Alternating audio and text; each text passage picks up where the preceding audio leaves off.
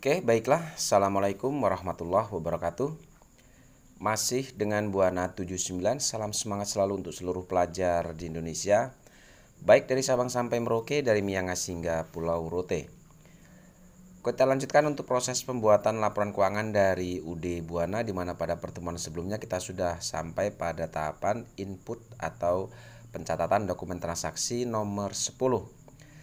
Untuk mempersingkat waktu, mungkin kita langsung saja masuk ke dokumen transaksi nomor 11.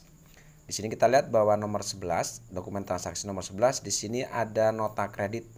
Bahwa nota kredit itu adalah retur ya. Untuk retur pembelian atau penjualan kita cukup lihat kopnya di sini. Di sini kita lihat kopnya adalah PT Margonda, maka bisa kita simpulkan ini adalah retur pembelian. Kalau kita lihat ini adalah retur pembelian dari transaksi pembelian tanggal 10. Berarti ini adalah retur pembelian dari transaksi dokumen sebelumnya, itu dokumen nomor 10 ini. Oke, atas adanya retur pembelian ini, yang pertama ini akan kita catat di kartu persediaan. Kemudian yang kedua ini akan kita catat di jurnal umum. Dan yang terakhir adanya retur pembelian akan kita catat di buku besar pembantu utang. Langsung saja kita masuk ke kartu persediaan yang pertama. Di sini kita lihat ada retur pembelian, yaitu ada 1 unit HP Pavilion yang kita kembalikan dan ada 2 unit untuk Dell Inspiron di sini. Nah, sekarang kita masuk dulu ke kartu persediaan yang HP Pavilion di sini. Oke, kita masukkan dulu untuk informasi awalnya, tanggalnya adalah tanggal 10 dengan nomor transaksi di situ adalah NK-1. Di sini adalah retur kepada PT Margonda. Berarti kita masukkan keterangannya adalah nota kredit PT Margonda. Nah, karena ini retur pembelian, sedangkan transaksi pembelian sebelumnya masuk di kolom in, maka pada saat retur kita pun masukkan di kolom in. Ya, jadi retur pembelian pun akan masuk di kolom in. Dengan cara di sini untuk HP Pavilion, di sini kita lihat ada 1 unit untuk HP Pavilion yang dikembalikan di sini. Maka di sini kita masukkan min 1. Artinya min 1 itu adalah ada pengurangan 1 unit atas pembelian 11 unit ini. Oke, untuk price-nya sendiri, harga per unit yang dikembalikan kita lihat di sini ada 16 juta. Sehingga total pengembalian barang itu adalah 16 juta untuk 1 unit HP Pavilion. Oke, setelah kita masukkan nilai returnya, maka kita masukkan ke kolom saldo. Sebelumnya ada nilai saldo persediaan atau jumlah persediaan 24 unit. Karena ada pengembalian 1 unit, maka otomatis nilai persediaan kita sekarang berkurang menjadi 23 unit. Dengan harga pokok masih sama dengan sebelumnya, yaitu 16 juta. Sehingga total nilai persediaan kita untuk HP Pavilion sekarang menjadi 368 juta. Oke, itu pencatatan untuk persediaan HP Pavilion. Sekarang kita masuk ke Dell Inspiron sini. Oke, kita masukkan keterangannya sama dengan yang di atas, tanggal 11, nomornya adalah NK ya, di sini NK strip 1. Ya, kemudian di sini nota kredit kepada PT Margonda. Sama dengan di atas bahwa retur pembelian kita masukkan di kolom in. Di sini untuk yang Dell Inspiron itu ada pengembalian 2 unit. Kita masukkan min 2. Artinya ada pengembalian atau 2 unit mengurangi nilai pembelian sebelumnya. Oke, dengan harga pembelian yang diretur adalah 12.500.000, sehingga total nilai retur untuk 2 unit Dell Inspiron itu adalah 25 juta. Sekarang kita masukkan ke kolom saldo persediaan. Sebelumnya ada 20 unit, karena ada pengembalian 2 unit, maka persediaan kita sekarang berkurang menjadi 18 unit dengan harga pokok masih sama dengan yang sebelumnya, yaitu 12.500.000. Sehingga total nilai persediaan kita sekarang berkurang menjadi 225 juta. Oke, itu untuk pencatatan di kartu persediaan dengan adanya retur pembelian ini. Yang kedua, setelah kita masukkan ke kartu persediaan, adanya retur pembelian ini akan kita catat di jurnal umum. Oke, kita masukkan di sini tanggal dan nomornya, tanggal 11 NK strip 1 ya. Ini NK, sorry. Oke, NK strip 1. Lalu jurnal untuk mencatat adanya retur pembelian ini kita catat dengan jurnal, yaitu akun payable pada PPN income dan merchandise inventory. Nah, untuk nilainya sendiri kita masukkan dulu untuk kode akun ya, sesuaikan dengan yang di daftar akun. Untuk nilainya sendiri, untuk merchandise inventory ini kita ambil dari kolom total ini, yaitu 41 juta. Kemudian yang kedua, untuk PPN income ini kita masukkan dari kolom PPN yaitu 4.100.000, dan kemudian total dari nilai pembelian ini yang diretur plus PPN itu adalah 45.100.000. Ini akan kita masukkan sebagai utang dagang atau pengurangan atas utang dagang. Kita letakkan di akun payable sini. Adanya retur pembelian, karena adanya retur itu pasti mengurangi nilai hutang, maka berkurangnya hutang kita kepada PT Margonda ini otomatis akan mempengaruhi status hutang kita kepada PT Margonda. Nah, pengurangan atas nilai hutang dagang ini akan kita catat di buku besar pembantu utang atau subsidiary ledger account payable. Oke, sekarang kita masuk ke buku besar atas nama PT Margonda di sini. Kita masukkan tanggalnya tanggal 11, lalu deskripsinya itu karena kita mau mencatat adanya pengurangan utang kita yang kita catat di jurnal umum, maka otomatis di buku besar pembantu utang keterangannya di sini kita masukkan general jurnal atau jurnal umum di situ. Nah, lalu di jurnal umum pengurangan utang kita kepada PT Margonda kita lihat ini ada di sisi sebelah debit. Oke, ada di sisi sebelah debit, sehingga di buku besar pembantu utang kita pun akan kita posting nilai berkurangnya utang itu di sisi sebelah debit seperti ini. Oke, jadi di jurnal umum karena utang dagang tadi atau berkurangnya utang dagang status akun payable ada di sisi sebelah debit, maka nilai 45 juta ini kita posting di buku besar pembantu utang itu pun di sisi sebelah debit. Oke, sekarang kita masuk ke kolom saldo. Sebelumnya ada utang dagang, ada utang kita kepada PT Margonda itu adalah 331.100.000. Kemudian ada retur yang kita catat di jurnal umum yaitu 45.100.000. Di sini kita lihat saldonya kredit ketemu debit. Maka karena beda saldo, kita kurangkan sisi kredit ini dikurangi dengan nilai retur yang kita ambil dari jurnal umum. Maka di sini setelah saya kurangkan nilainya utang dagang kita sekarang kepada PT Margonda itu adalah 286 juta. Oke, itu pencatatan atas adanya retur pembelian ya. Yang pertama kita catat di kartu persediaan, kemudian yang kedua kita catat di jurnal umum, dan yang terakhir adanya retur ini akan kita catat di buku besar pembantu utang. Oke, sekarang kita langsung masuk ke dokumen transaksi nomor 12. Oke, di sini ada bukti penerimaan kas. Keterangannya adalah pelunasan faktur. Artinya jika ada pelunasan ada bukti penerimaan kas, kok ternyata di sini keterangannya pelunasan faktur, berarti kita menerima uang atau menerima dari pelunasan piutang. Adanya penerimaan kas dari pelunasan piutang di sini yang pertama ini akan kita catat di jurnal penerimaan kas. Yang kedua kita catat di buku besar pembantu piutang. Oke, sekarang kita masuk ke case receipt journal atau jurnal penerimaan kas di sini. Yang pertama kita masukkan tanggalnya tanggal 12, kemudian nomor buktinya adalah BKM 12-3. Keterangannya di sini karena kita menerima pelunasan piutang dari digital elek, maka kita masukkan digital elek. Lalu kita masuk ke sisi sebelah debit. Yang pertama di sini kita menerima uang 180.400 ya. Berarti berapapun yang kita terima di sini kita langsung masukkan di kolom cash in bank di sini. Oke, kita masukkan kolom cash in bank. Lalu di sini karena keterangannya adalah pelunasan faktur atau penerimaan atas piutang atau pelunasan piutang, maka di sisi kredit kita fokus di kolom akun receivable. Nah, di sini kita lihat bahwa ini adalah pelunasan piutang dari tanggal 6 Desember dikurangi dengan nilai sales. Maka otomatis untuk mengetahui berapa nilai piutang kita, maka kita lihat untuk dokumen transaksi tanggal 6 dikurangi dengan nilai sales returnya di sini. Kita lihat bahwa transaksi tanggal 6 itu ada dokumen nomor 5. Ini ada faktur penjualan kepada digital elek. Di sini kita lihat bahwa transaksi tanggal 6 itu atas adanya penjualan secara kredit di sini muncul piutang sebesar 286 juta. Keterangannya tadi ini adalah dikurangi dengan nilai retur. Di sini kita lihat bahwa retur dari tanggal 6 itu adalah di dokumen transaksi nomor 7. Nah, kita lihat di dokumen nomor 7 atau retur penjualan tanggal 7, di sini kita lihat nilai returnya adalah 55 juta. Nah, sekarang kita hitung di sini.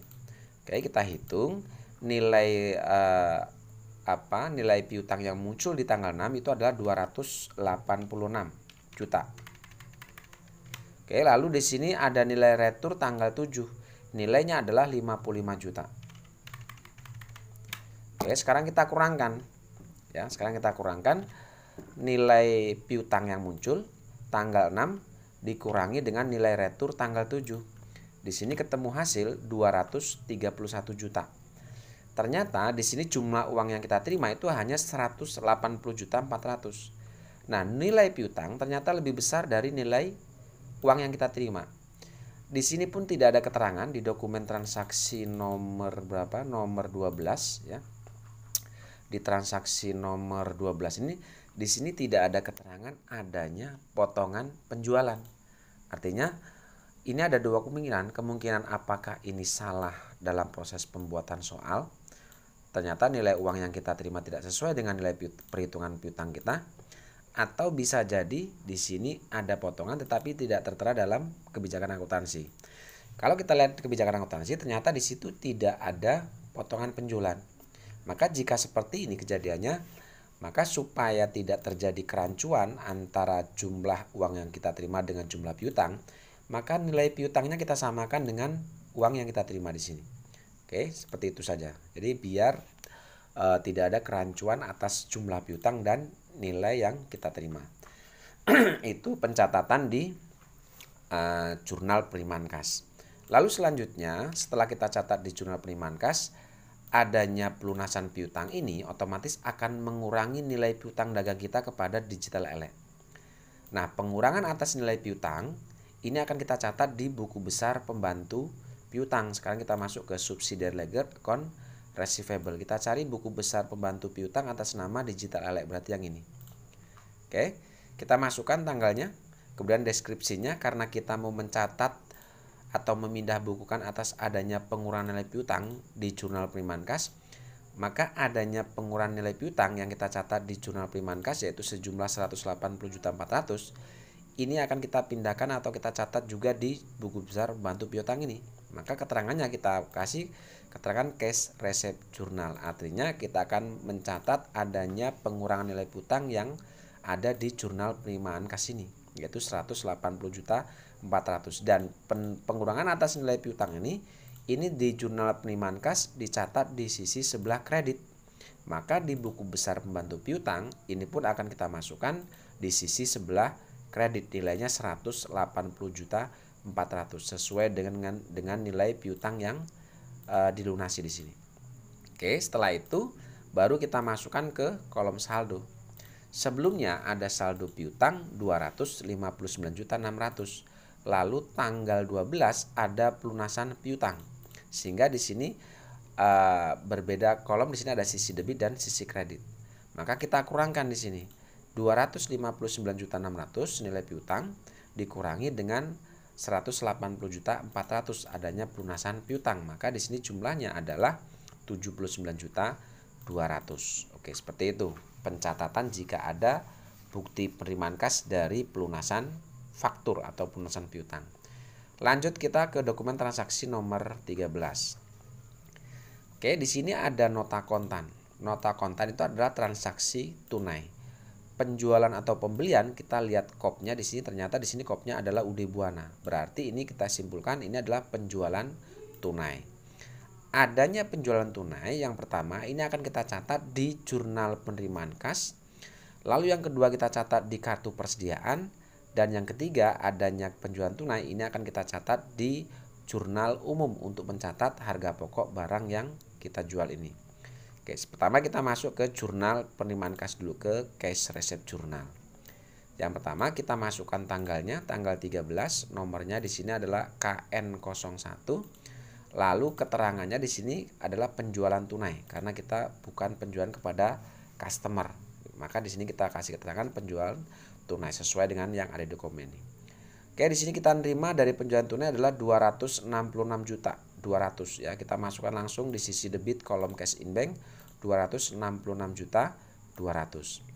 Oke, adanya penerimaan uang sebesar 266.200 ini karena bukan penerimaan dari pelunasan piutang, maka kita akan catat penjualan tunai ini ke kolom order di sini.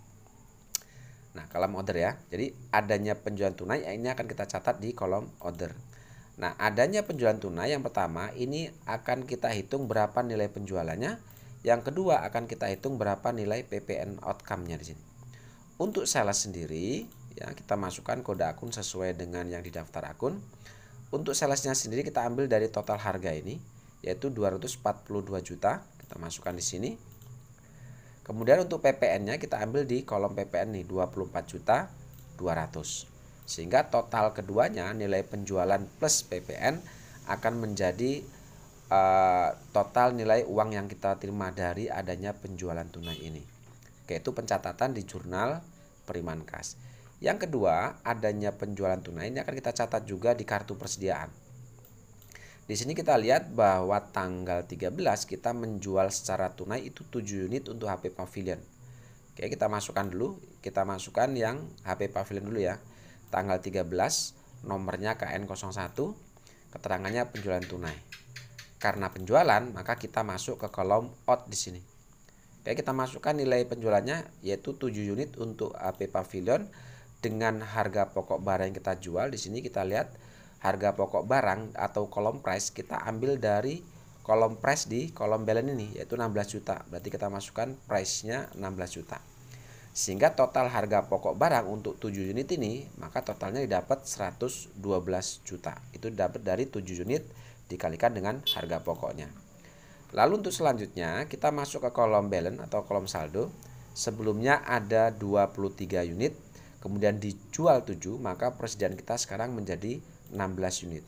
Dengan harga pokok masih sama 16 juta.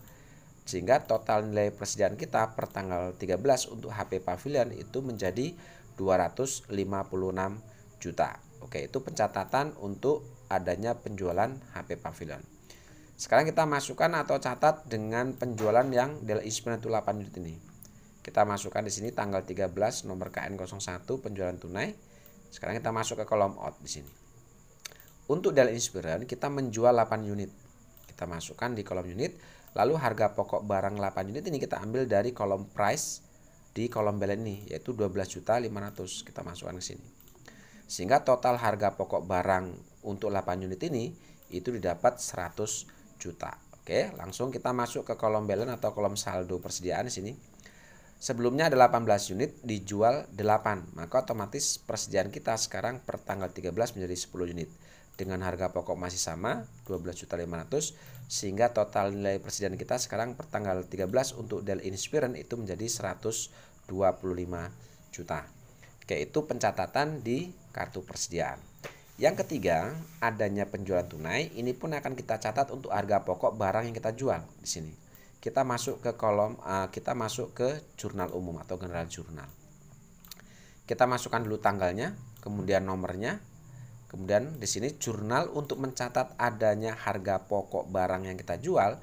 Jurnalnya adalah cost of goods sold pada merchandise inventory dengan kode akun masing-masing disesuaikan dengan di daftar akun. Lalu untuk nilai sendiri, untuk harga pokok barang yang kita jual, kita lihat di kartu persediaan. Kita lihat di sini bahwa untuk tanggal 13 itu 7 unit untuk HP Pavilion dan 8 unit untuk Dell Inspiron. Di mana masing-masing harga pokoknya untuk 7 unit itu adalah 112 juta, sedangkan yang Dell Inspiron untuk yang 8 unit itu adalah 100 juta. Sehingga kita jumlahkan harga pokok yang 7 unit ini ditambahkan dengan harga pokok yang 8 unit ini 100 juta ditambah dengan 112 juta sehingga totalnya 212 juta. Kita masukkan ke sini 212 juta. Oke, itu pencatatan jika ada transaksi penjualan secara tunai. Yang pertama tadi kita catat di jurnal penerimaan kas, yang kedua kita catat di kartu persediaan, dan yang ketiga kita catat di jurnal umum untuk mencatat harga pokok barang yang kita jual ini. Masuk ke dokumen transaksi nomor 14, ada bukti penerimaan kas, keterangannya pelunasan faktur. Artinya ada penerimaan kas dari pelunasan piutang. Adanya pelunasan piutang ini yang pertama kita akan catat di jurnal penerimaan kas, dan yang kedua kita catat di buku besar pembantu piutang. Sekarang kita masuk ke cash receipt journal di sini. Kita masukkan tanggal dan nomornya ya. Tanggalnya adalah tanggal berapa itu? Tanggal 14, nomornya BKM 12-4. Oke, keterangannya kita nerima di sini dari Digital Elect. Oke, lalu kita masuk ke kolom sisi debit, kolom cash in bank. Di sini kita menerima uang 28.600.000, kita masukkan sini. Oke, karena di sini kita menerima dari pelunasan piutang, maka di sisi kredit kita fokus ke kolom account receivable. Nah, di sini kita lihat bahwa ini pelunasan faktur tanggal 29 November. Artinya ini adalah penjualan terjadi di bulan sebelumnya. Maka untuk mengetahui berapa nilai piutang kita, ya tanggal 29 November, kita lihat di daftar saldo piutang di sini. Oke, kita lihat di daftar saldo piutang. Oke, daftar saldo piutang atas nama Digital Ele, ya, berarti yang ini ya saldo piutang atas nama Digital Ele. Kita lihat di sini nilai piutang kita adalah 28.600.000. Nah, nilai piutang yang tanggal 29 ini kita masukkan di kolom current receivable. Oke, begitu kita masukkan, kita lihat ternyata jumlah yang kita terima dengan jumlah piutangnya ini sudah sama ternyata. Oke, jika sudah sama artinya pencatatan selesai. Nah, kemudian yang kedua, adanya penerimaan atas pelunasan piutang ini, ya, mana kita kembali ke dokumennya tanggal 14 tadi ya. Ya, ini atas adanya pelunasan piutang otomatis akan mengurangi nilai piutang atas nama Digital Ele ini, ya. Nah, di sini kita lihat atas adanya pelunasan piutang ini otomatis sekali lagi akan mengurangi nilai piutang.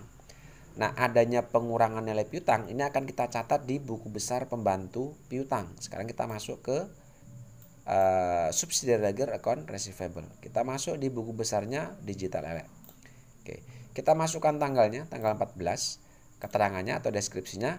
Karena kita akan mencatat adanya pengurangan nilai piutang itu terjadi dari cash receipt journal, maka otomatis di sini kita catat atau kita masukkan keterangannya cash receipt journal dengan refnya CRJ.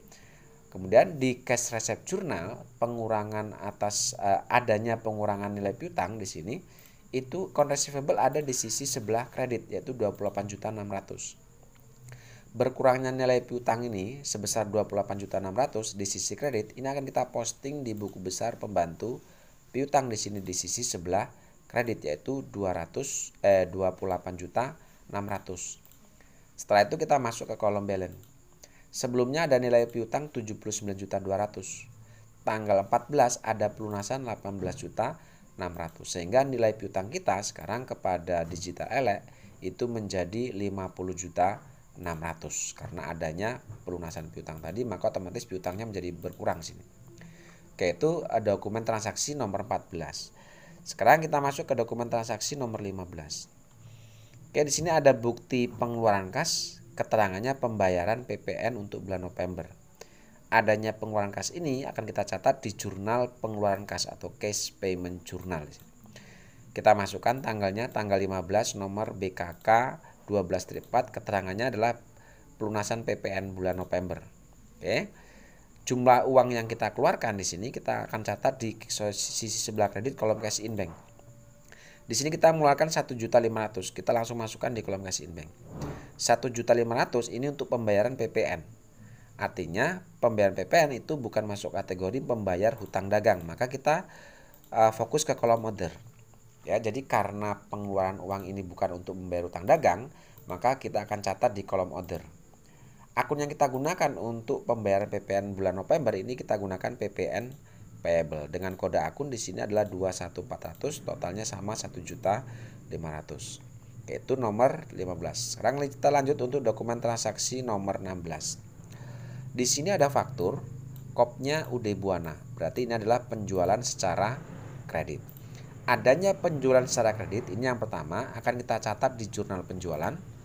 Yang kedua kita catat di buku besar pembantu piutang. Kemudian yang ketiga kita catat di kartu persediaan. Yang terakhir kita catat di jurnal umum untuk mencatat harga pokok barang yang kita jual ini. Oke, langsung kita masuk ke sales journal. Di sales journal kita masukkan dulu tanggalnya tanggal 18 F12-2 nomornya. Oke, di sini deskripsinya kita jual kepada JB Ele. Oke, adanya penjualan secara kredit. Yang pertama kita akan catat mulai dari sisi sebelah kredit. Untuk kolom sales of merchandise ini kita masukkan nilai penjualan kita. Kita ambil dari kolom total.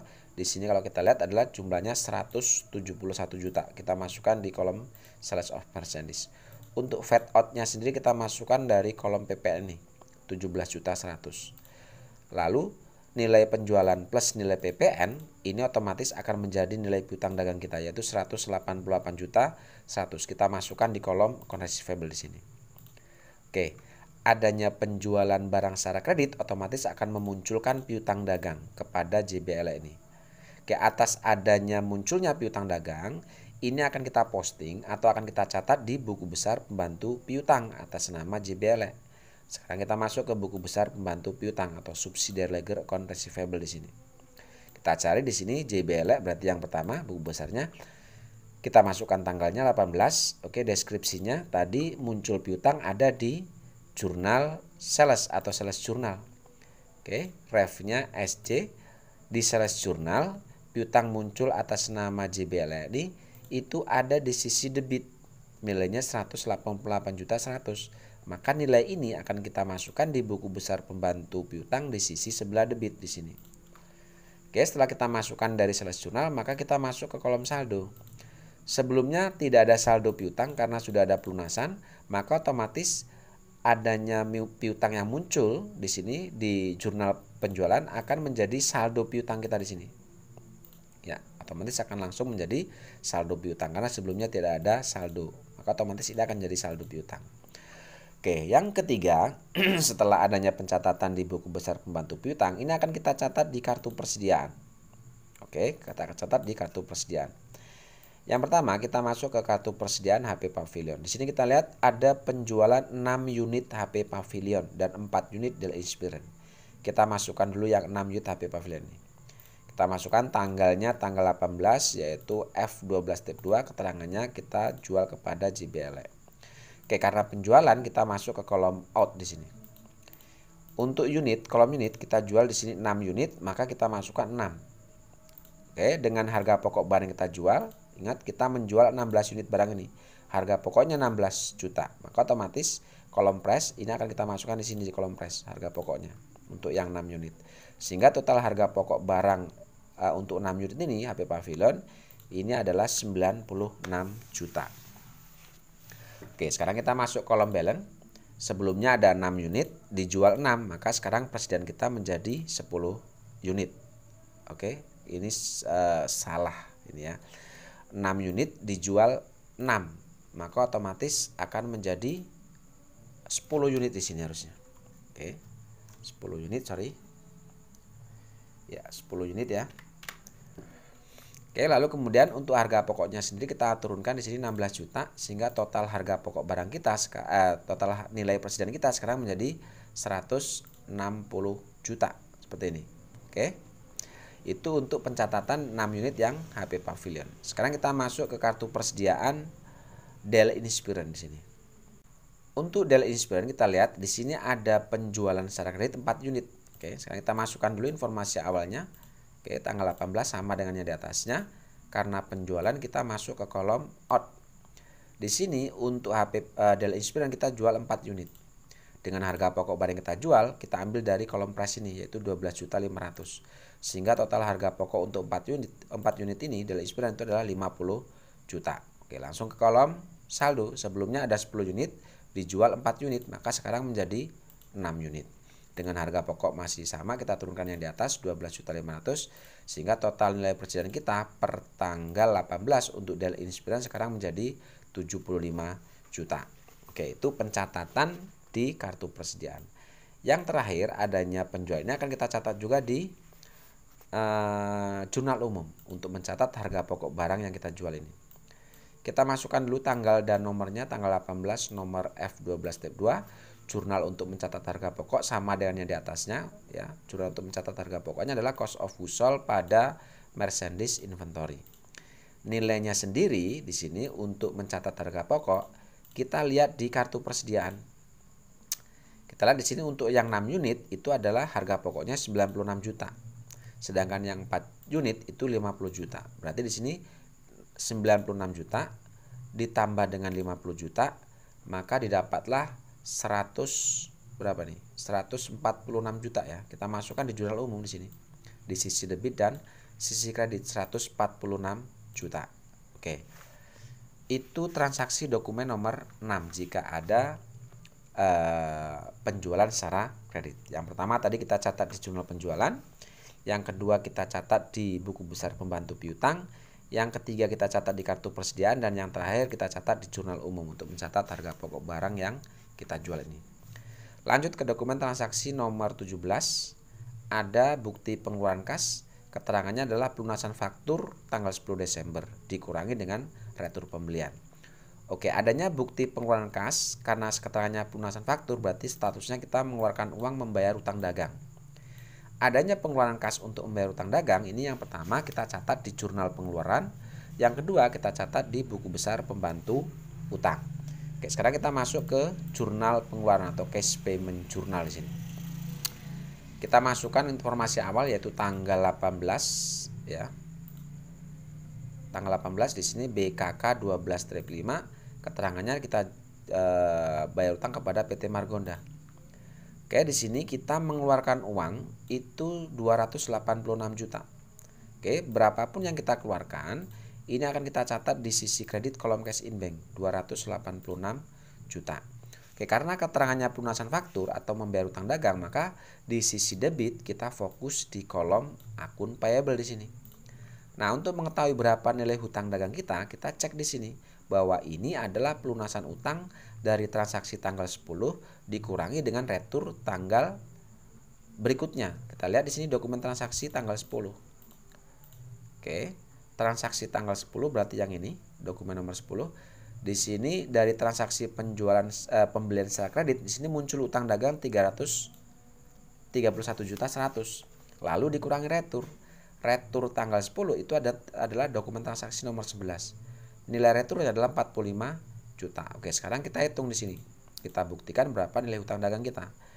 Oke, pembelian kredit atau hutang dagang muncul di tanggal 10 itu adalah muncul 331 juta 100.000. Lalu dikurangi dengan nilai retur tanggal 11. Nilai returnya adalah 45 juta 100. Oke, sekarang kita hitung berapa nilai hutangnya. Berarti yang nilai pembelian dikurangi dengan nilai retur. Maka di sini dapat 286 juta. Nah, nilai ini kita masukkan di kolom akun payable di sini. Ya, di sini.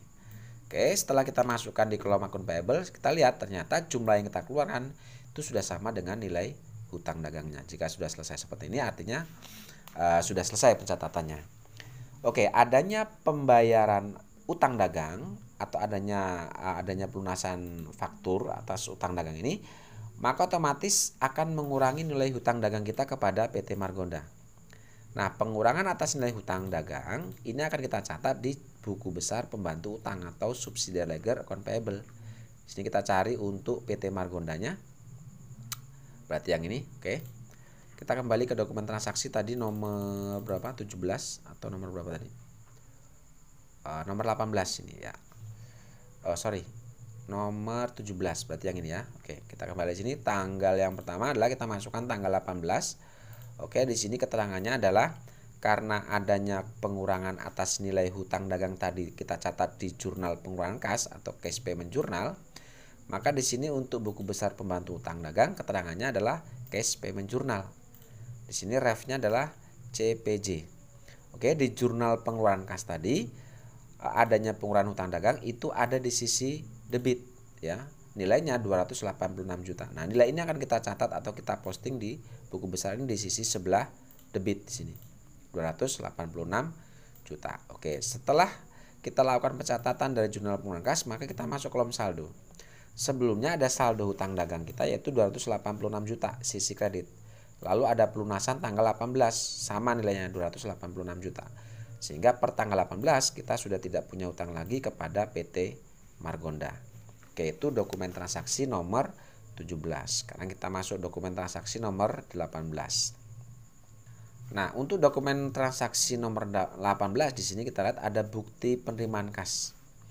Di sini keterangannya adalah piutang sebesar 12 juta yang telah dihapuskan dalam bulan Oktober atas nama pelanggan Panin ini ternyata dapat dibayar kembali per tanggal tersebut sebesar 60%-nya. 60% dari 12 juta itu adalah 7 juta 200. Artinya kita ada menerima piutang yang telah dihapuskan yaitu 7 juta 200. Nah, adanya pelunasan piutang ini atas piutang yang telah dihapuskan, ini kita catat di jurnal penerimaan kas atau cash receipt journal sini. Kita masukkan tanggalnya tanggal 20, di situ kita lihat, oke, nomornya adalah BKM 12-5, keterangannya adalah panen elek karena kita nerima dari panen elek ini ya, nilai piutangnya. Oke, di sini kita nerima kas yaitu 7.200.000, kita masukkan di kolom cash in bank ini.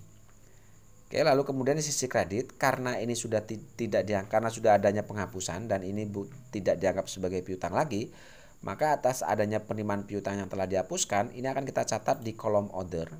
Sisi sebelah kredit itu kita gunakan akun allowance for the full debt. Yaitu kode akunnya adalah 1/1400, nilainya sama dengan ini 7.200.000.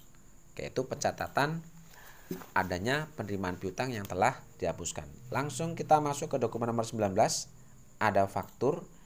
Di sini untuk kopnya adalah PT Sahabat, berarti ini adalah pembelian secara kredit. Adanya transaksi pembelian secara kredit, ini yang pertama kita catat di purchase journal atau jurnal pembelian. Yang kedua kita catat di buku besar pembantu utang, dan yang ketiga kita catat di kartu persediaan. Sekarang kita masuk ke purchase journal atau jurnal pembelian di sini. Oke, kita masukkan tanggalnya tanggal 22 ya. Nomornya di situ adalah berapa nih? A17. Keterangannya di sini kita masukkan PT Sahabat. Oke. Lalu kita masuk ke kolom sebelah debit. Di sini untuk kolom merchandise inventory kita masukkan nilai pembeliannya. Di sini total harganya atau nilai pembelian kita ambil dari total harga yaitu 399.600.000.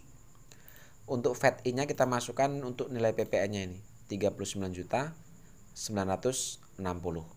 Sehingga nilai pembelian ya, nilai pembelian plus PPN ini otomatis akan menjadi nilai hutang dagang kita yaitu 439.560. Ini kita masukkan di kolom akun payable di sisi sebelah kredit. Ya, seperti ini. 439.560. Oke. Adanya pembelian barang secara kredit otomatis ini akan mempengaruhi adanya bertambahnya utang dagang kita kepada PT Sahabat. Adanya munculnya utang dagang ini akan kita catat di buku besar pembantu utang. Kita cari buku besar pembantu utang atas nama PT Sahabat, berarti yang ini. Oke, kita masukkan tanggal 22. Ya, kemudian munculnya utang dagang tadi kita catat di jurnal pembelian, maka di sini kita masukkan purchase journal. Oke, sini PJ. Lalu di purchase journal tadi kita lihat di sini utang dagang muncul di sisi sebelah kredit, nilainya 439.560. Kita masukkan di sini. Di sisi sebelah kredit 439.560. Oke, setelah itu baru kita masuk kolom saldo. Sebelumnya sudah tidak ada saldo utang karena sudah ada pelunasan, maka otomatis adanya munculnya utang dagang yang kita catat di purchase journal ini otomatis akan menjadi saldo utang dagang kita per tanggal 22 Desember ini. Oke, yang terakhir adanya pembelian barang secara kredit ini akan kita catat di kartu persediaan. Oke. Yang pertama kita lihat di sini bahwa tanggal 22 kita membeli untuk HP Pavilion 13 unit dengan harga pembeliannya 16.200.000. Oke, sekarang kita masukkan di sini tanggal 22. Nomornya adalah A17. Di sini kita lihat keterangannya adalah kita membeli kepada PT Sahabat. Karena pembelian di sini kita masuk kolom in. Kita masukkan di sini bahwa HP Pavilion ini 13 unit. Ya. Dengan harga pembeliannya di sini 16.200.000, kita masukkan kolom price. Jadi ingat ya bahwa di kolom in untuk price-nya kita ambil di dokumen. Sedangkan jika penjualan untuk price-nya kita ambil dari persediaan kita atau harga pokok barang yang kita punya gitu. Oke, sehingga total nilai pembelian kita untuk 13 unit itu adalah 210.600.000. Kita kalikan saja seperti ini. Oke, lalu setelah itu kita masuk ke kolom saldo. Perhatikan karena metode yang kita gunakan adalah metode average, maka untuk mencari berapa nilai harga pokok barang kita, caranya adalah pertama kita masukkan dulu. Sebelumnya ada persediaan 10 unit, lalu ada pembelian 13 unit, maka otomatis persediaan kita sekarang menjadi 23 unit berarti ya. Oke, 23 unit ya. Menjadi 23 unit.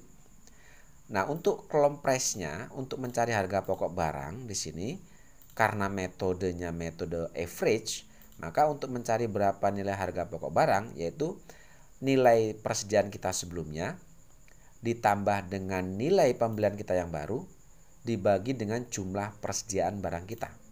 Maka di sini harga pokoknya ketemu 16 juta 113 berapa ini? 113.043 rupiah. Oke. Ya, sekali lagi untuk mencari harga pokok barang kita, caranya adalah jumlah nilai persediaan barang sebelumnya ditambah dengan nilai pembelian yang baru, ya, nilai pembelian kita dibagi dengan nilai atau jumlah barang yang setelah adanya pembelian ini. Maka ketemulah 16 juta 113.043 rupiah. Ini adalah harga pokok barang kita yang baru setelah adanya pembelian 13 unit dengan harga pokok dengan harga pembeliannya 16 juta 200 ini. Oke. Setelah itu kita masukkan dengan totalnya atau nilai persediaan kita.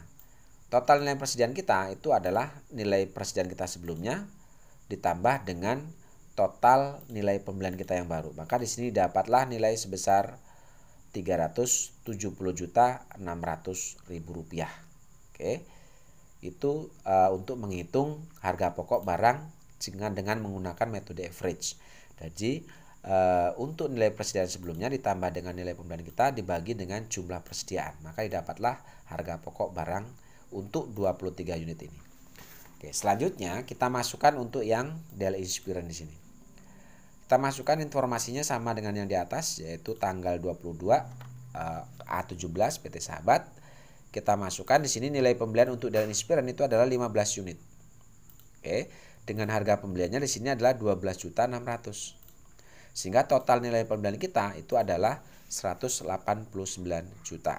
Oke, sekarang kita masuk ke kolom persediaan. Sebelumnya ada 6 unit, lalu ada pembelian 15 unit. Maka persediaan kita sekarang menjadi 21 unit. Nah, untuk kolom price, harga pokoknya karena nilai pembelian kita ternyata berbeda dengan harga pokok sebelumnya, maka untuk mencari berapa nilai harga pokok barang kita untuk 21 unit ini dengan metode average, caranya adalah nilai persediaan kita sebelumnya yaitu 75 juta ditambah dengan 189 juta dibagi dengan 21. Maka di sini ketemulah hasil 12.571.429 rupiah. Ini harga pokok barang untuk 21 unit ini. Sehingga untuk nilai persediaan kita sekarang adalah nilai persediaan sebelumnya yaitu 75 juta ditambah dengan 189 juta. Maka nilai persediaan kita untuk 21 unit ini sekarang menjadi 264 juta rupiah untuk 21 unit ini. Oke. Itu untuk pembelian secara kredit dengan metode average. Jika ada pembelian yang berbeda atau harga pembelian yang baru ternyata berbeda dengan harga pokok kita sebelumnya, maka untuk mencari berapa harga pokok barang kita, caranya tadi adalah nilai persediaan kita sebelumnya ditambah dengan nilai pembelian yang baru dibagi dengan jumlah persediaan kita. Maka ketemulah di sini nilai harga pokok barangnya. Oke, itu dokumen nomor 19. Sekarang kita masuk ke dokumen nomor 20. Ada bukti pengeluaran kas, keterangannya pelunasan faktur. Berarti kita mengeluarkan uang untuk membayar utang dagang. Yang pertama kita catat di jurnal pengeluaran, kemudian yang kedua ini akan kita catat di buku besar pembantu utang. Sekarang kita masuk ke cash payment journal di sini.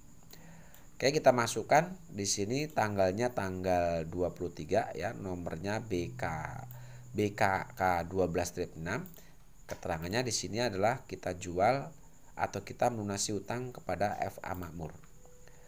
Oke, adanya pelunasan utang dagang kita di sini kita mengeluarkan kas itu 17.600.000. Kita masukkan di kolom cash in bank sisi sebelah kredit 17.600.000.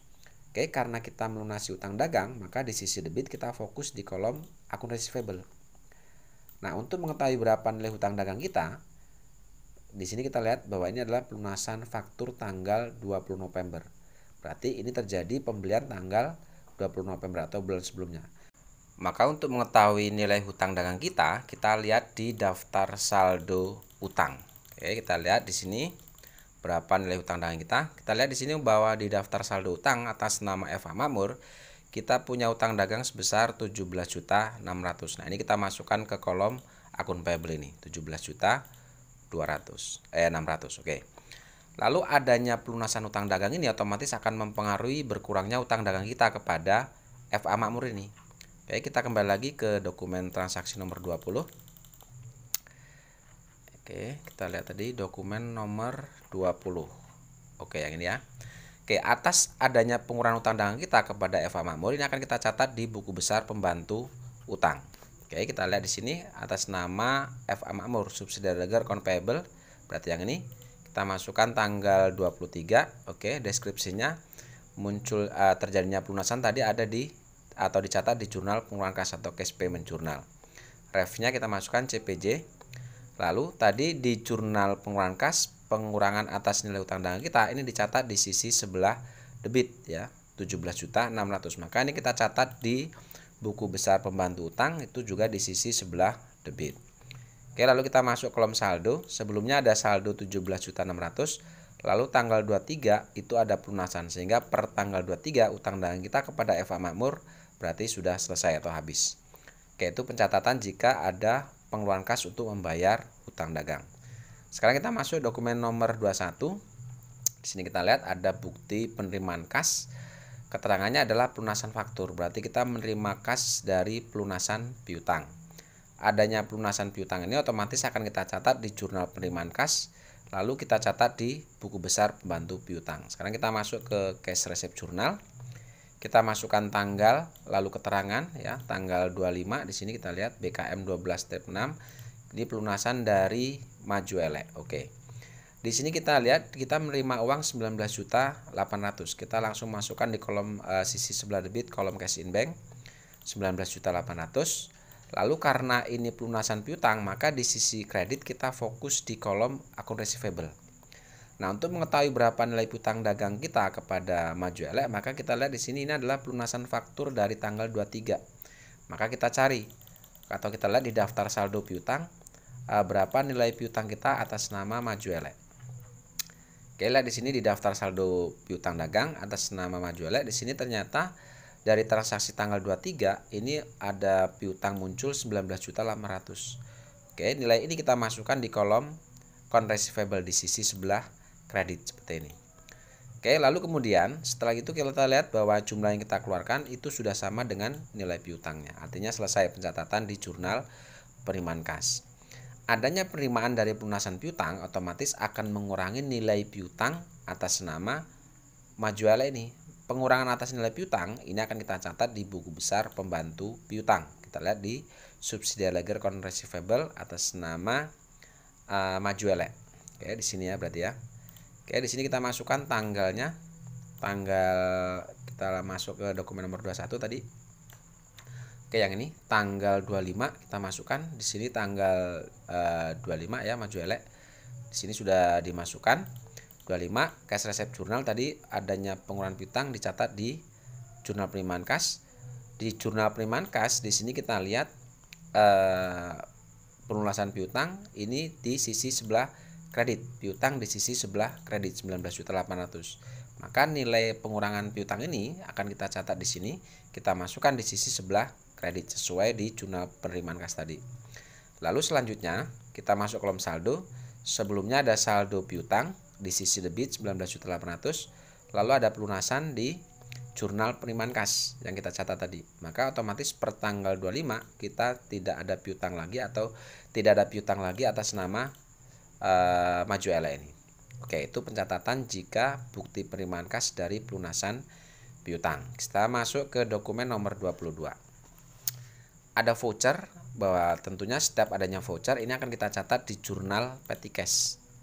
Oke, kita masukkan di sini tanggalnya tanggal 26. Di sini nomornya V12-4. Di sini kita mengeluarkan untuk membayar untuk perbaikan atap toko. Kita masukkan keterangannya untuk perbaikan atap toko. Dikeluarkan petty cash itu sebesar 500.000 di sini. Kita masukkan di kolom petty cash. Lalu akun yang kita gunakan untuk mencatat adanya perbaikan tahap toko, ini kita gunakan akun Other Operating Expense dengan kode akun 61800, jumlahnya sama dengan yang kita keluarkan yaitu 500.000. Oke, itu dokumen nomor 22. Sekarang kita masuk dokumen nomor 23. Kembali ada faktur ya. Kopnya udah Buana, berarti ini kita simpulkan adalah penjualan secara kredit kepada Majuele. Adanya penjualan secara kredit, yang pertama ini akan kita catat di jurnal penjualan. Lalu yang kedua kita catat di buku besar pembantu piutang. Yang ketiga ini kita catat di kartu persediaan, dan yang terakhir kita catat di jurnal umum untuk mencatat harga pokok barang yang kita jual ini.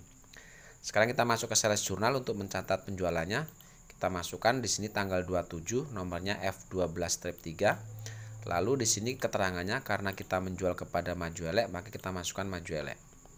Lalu masuk ke sisi sebelah kredit, kita masukkan dari kredit ya, untuk sales of merchandise ini kita masukkan total penjualan yaitu 425 juta. Dengan PPN-nya di sini 42.500, kita masukkan di kolom fade out sehingga nilai penjualan plus PPN otomatis akan menjadi nilai piutang 467.500. Kita masukkan di kolom receivable. Oke, lalu kemudian adanya nilai piutang ini atau adanya penjualan kredit, otomatis akan muncul nilai piutang atas nama Majuele. Nah, adanya piutang dagang atas nama Majuele ini kita catat di buku besar pembantu piutang. Oke, subsidiary ledger account receivable. Kita cari untuk atas nama Majuele. Berarti yang ini. Kita masukkan tanggalnya tanggal berapa tadi? Tanggal 27. Lalu keterangannya adalah munculnya piutang tadi, penjualan kredit, ini dicatat di jurnal penjualan. Oke, ini SC. Di jurnal penjualan tadi, piutang muncul di sisi sebelah debit, 467.500. Kita masukkan di buku besar pembantu piutang di sisi sebelah debit atas nama Majuele, 467.500. Lalu kita masuk ke kolom saldo. Di sini sebelumnya tidak ada saldo karena sudah ada pelunasan, maka per tanggal 27 atas penjualan secara kredit otomatis ini akan jadi saldo per tanggal 27 467.500. Oke. Lalu yang selanjutnya adanya penjualan kredit ini akan kita catat di kartu persediaan. Oke. Di kartu persediaan kita lihat di sini bahwa kita menjual 15 unit untuk HP Pavilion. Kita masukkan dulu untuk penjualan HP Pavilion. Tanggalnya tanggal 27 F12-3 ya. Kita masukkan di sini. Oke. Tanggal 27 F12-3. Lalu kemudian keterangannya ini kita jual kepada Majuele. Karena penjualan kita masuk ke kolom out di sini. Oke, masuk ke kolom out. Di sini kita jual untuk HP Pavilion itu 15 unit. Kita masukkan di kolom out. Di sini untuk unitnya adalah 15 unit. Dengan harga penjualan, harga pokoknya kita lihat bahwa kita menjual 23 unit ini. Otomatis harga pokoknya kita mengikuti yang ada di kolom price ini. Kita masukkan di sini 16.113.043 rupiah, sehingga total harga pokok barang yang dijual untuk 15 unit itu 241.695.652. Lalu kita masuk kolom saldo. Sebelumnya ada 23 unit, dijual 15, maka persediaan kita sekarang tinggal 8 unit. Dengan harga pokoknya kita turunkan yang ini, yang di atas 16 juta sekian. Lalu untuk total harga pokok untuk nilai persediaan kita itu didapat dari nilai persediaan sebelumnya dikurangi dengan harga pokok barang untuk 15 unit. 370.600 dikurangi dengan 241 juta sekian, maka didapat nilai sebesar 128.904.348. Ini adalah nilai penjualan untuk nilai persediaan kita untuk 8 unit barang ini. Oke, sekarang kita masuk ke kartu persediaan yang Dell Inspiron. Sama seperti tadi kita masukkan untuk tanggalnya 27 ini, kebetulan sudah saya masukkan di sini. Kita masuk ke kolom out, kita jual di sini 10 unit ya. Dengan harga pokoknya di sini kita lihat harga pokoknya kita ambil dari harga pokok yang ada di persediaan, yaitu 12.571 sekian.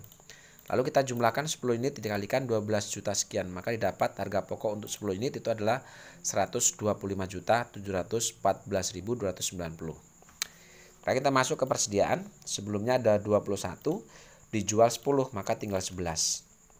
Lalu di sini untuk harga pokoknya 11 unit kita turunkan yang di bawah, otomatis nilai persediaan kita untuk 11 unit sekarang menjadi Rp138.285.710. Ini didapat dari nilai persediaan sebelumnya dikurangi dengan harga pokok barang untuk yang 10 unit ini.